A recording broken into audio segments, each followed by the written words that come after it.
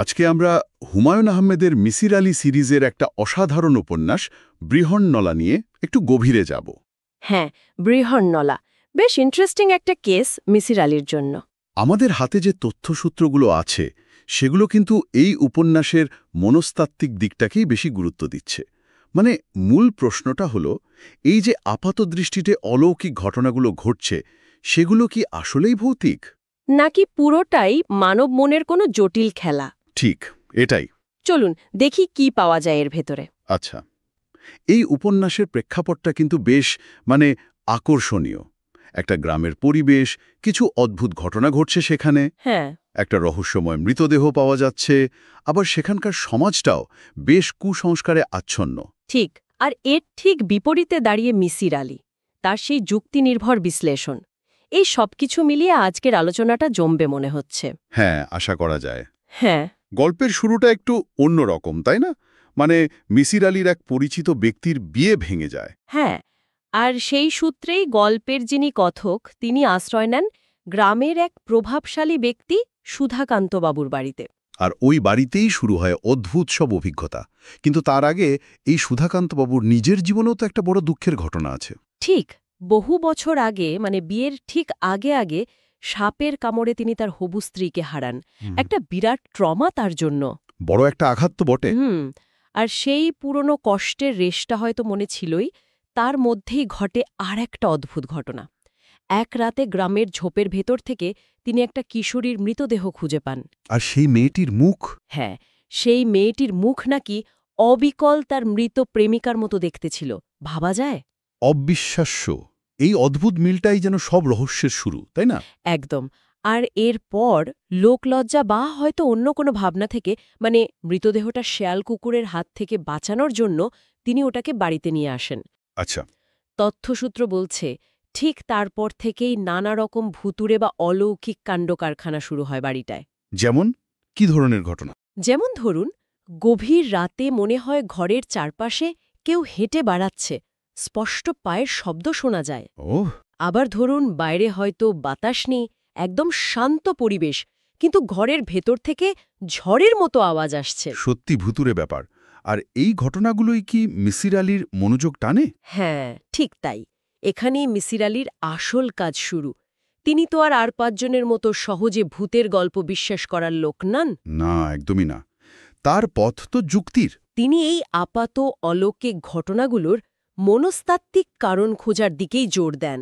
তিনি ভাবেন, এই যে সুধাকান্ত বাবুর মনের পুরনো গভীর ঘা, সেই ট্রমাটা। হ্যাঁ, তার সাথেই লাশ খুঁজে পাওয়ার মতো একটা ভয়ঙ্কর অভিজ্ঞতা আর পারিপার্শ্বিক কুসংস্কারাচ্ছন্ন পরিবেশ, এই সব মিলিয়ে কিভাবে একটা ভীতিকর পরিস্থিতি তৈরি করতে পারে, তিনি শুধু শুনেই ক্ষান্ত হন না। তিনি কি খোঁজখবর নেন? হ্যাঁ, স্থানীয়দের সাথে কথা বলেন, ঘটনার পারিপার্শ্বিকতা খুঁটিয়ে দেখেন, মানে পুরো ব্যাপারটা বোঝার চেষ্টা করেন। তাহলে মিসির আলী শেষ পর্যন্ত কি ধরনের ব্যাখ্যায় পৌঁছান? তথ্যসূত্রগুলো কি বলছে তার বিশ্লেষণ নিয়ে? তথ্যসূত্র অনুযায়ী মিসির আলীর বিশ্লেষণটা একদম পরিষ্কার। তিনি বলছেন, এই যে ভয়ের অনুভূতি, এটা আসলে কোনো বাস্তব ভৌতিক সত্তার কারণে নয়, তাহলে বরং এটা মানুষের মনের গভীরে থাকা ভয়, পুরনো ট্রমা, হয়তো কিছুটা অপরাধবোধ আর পারিপার্শ্বিক চাপ, এই সব কিছু থেকে তৈরি হওয়া এক ধরনের মনস্তাত্ত্বিক বিভ্রম। মনস্তাত্ত্বিক বিভ্রম, মন নিজে এটা তৈরি করছে। হ্যাঁ, অনেকটা সেরকমই। মন নিজেই এমন একটা ভ্রম বা বিভ্রম তৈরি করে যা একদম বাস্তব বলে মনে হয়। তিনি এটাও লক্ষ্য করেন, সুধাকান্তবাবু এবং গ্রামের কিছু মানুষ হয়তো এক ধরনের কনফার্মেশন বায়াসে ভুগছেন। কনফার্মেশন বায়াস, সেটা কি রকম?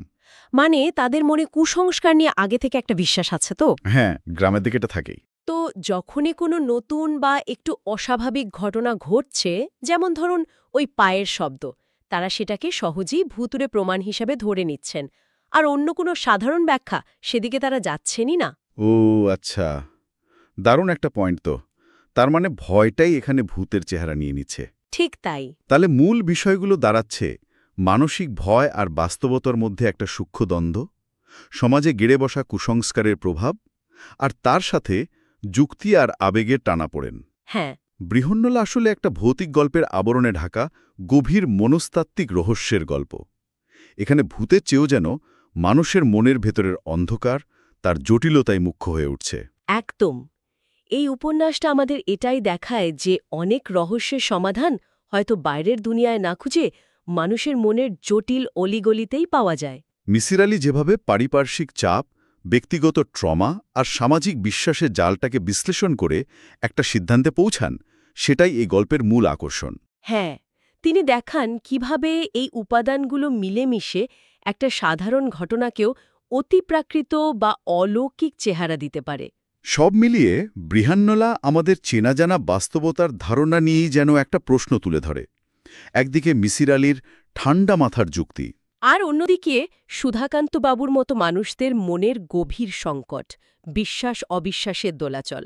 আজকের আলোচনা থেকে তাহলে মূল যে বিষয়টা পরিষ্কার হলো তা হলো ভয় আর পুরনো আঘাত কিভাবে আমাদের বাস্তবতার বোধকে বিকৃত করে ফেলতে পারে এবং কুসংস্কার কিভাবে যুক্তির পথ আটকে দেয়। আর মনস্তত্ত্বের আলোয় দেখলে অনেক অলৌকিক ঘটনারই একটা যৌক্তিক ব্যাখ্যা খুঁজে পাওয়া সম্ভব। অবশ্যই। তবে উপন্যাসটা পড়ার পর বা এই আলোচনা শোনার পর একটা প্রশ্ন কিন্তু মনে থেকেই যায়, তাই না? কি প্রশ্ন? যখন যুক্তি এমন কিছুর মুখোমুখি হয় যা আপাত দৃষ্টিতে ব্যাখ্যা করা যায় না, মানে অলৌকিক মনে হয়, তখন আমাদের বিশ্বাসের সীমাটা ঠিক কোথায় গিয়ে দাঁড়ানো উচিত? এটা একটা ভাবনার বিষয়।